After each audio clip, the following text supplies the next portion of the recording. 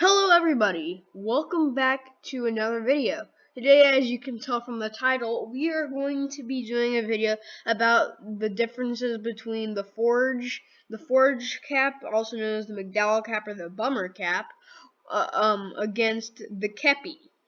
So, let's just start off here. So, what is the main differences between the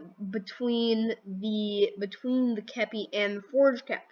Well, I have my kepi with me. I do not own a forge cap, but I do own a kepi. So the main difference, I would say, and most people would say, most historians you ask anyway, would say that the main difference between the kepi and the forge cap is the top of it. You see, the kepi's top. You may not know what I'm talking about. When recording this, we'll have a diagram of it, but this will the kepi hangs lower when completely out, and the forage cap goes longer, almost like a shortened, almost like a shako, which a shako is basically just the precursor to the kepi. So yeah, that's main difference number one. Now, difference number two. So the brim of the kepi is much broader than the forge cap. The forge cap has a more shortened brim, mostly seen as being used on the Eastern Front of the American Civil War, and kepis would be used on the Western Front.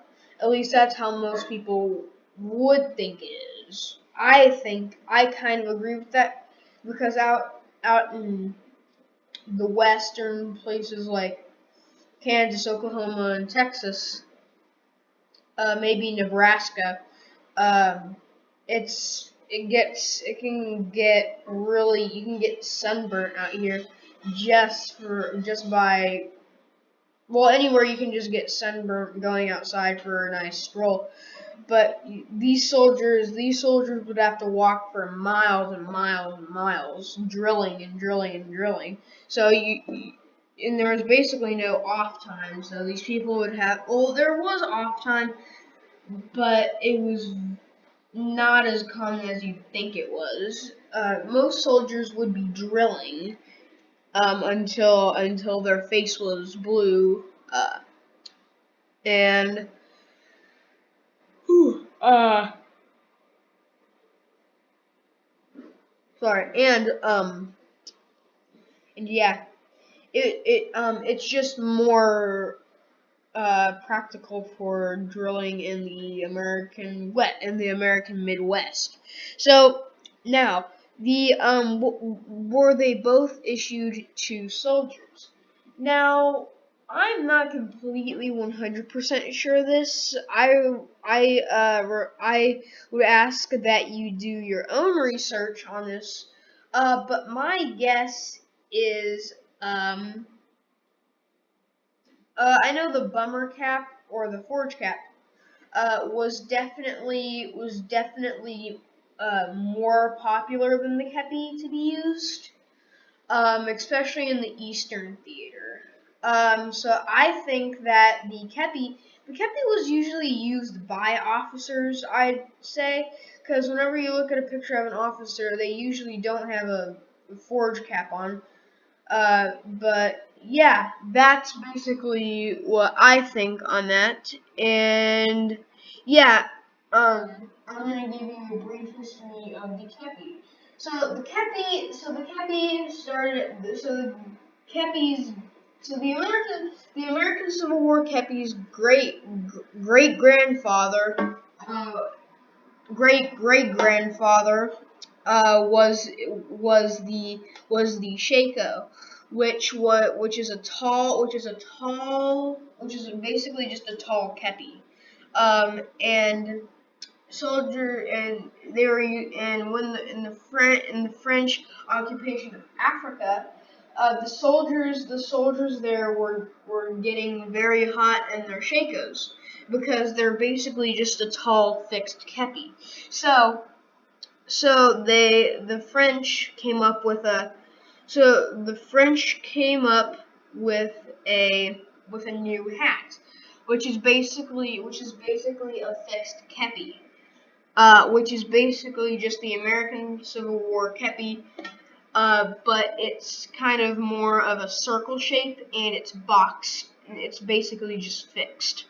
So yeah, then it found its way into the Americas after the War of 1812, when the Americas were actually when the Americas were actually using when when the Americas were actually using shakos, or the United States was actually using shakos at that time during the War of 1812. So then, after the War of 1812, they got kepis and stuff, and then in 1858, they had somewhere around that, I think. They got the forage cap, which would be issued to Union soldiers. So the American Civil War comes around, Battle of Fort Sumter, Bethel, Big Bethel, uh, Bull Run, all of those battles comes around, and so they need a uniform. That's all in 1861. So most people think that the Confederates and the Union had two definitive uniforms that every single regiment used.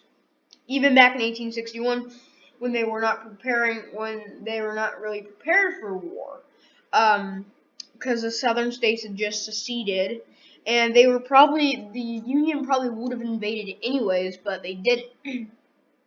So they didn't have two definitive uniforms. So it was basically at the Battle of Bull Run, and before that was the Battle of Big Bethel, which I think was actually the first land battle, which was also won by the Confederates. That's not why I'm saying that. But the reason why I'm mentioning this is because there were two regiments coming in to attack Little Bethel and then move on to Big Bethel.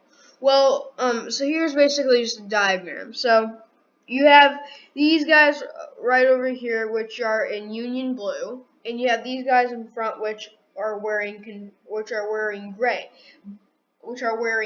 with like white bands on their arms, so that they know that they're not Confederates. Well, these guys over here did not know. Well, these Union guys over here did not know that, so they started firing at them and killed like 2 people and wounded 21 people. I don't know how many were mortally wounded, but yeah.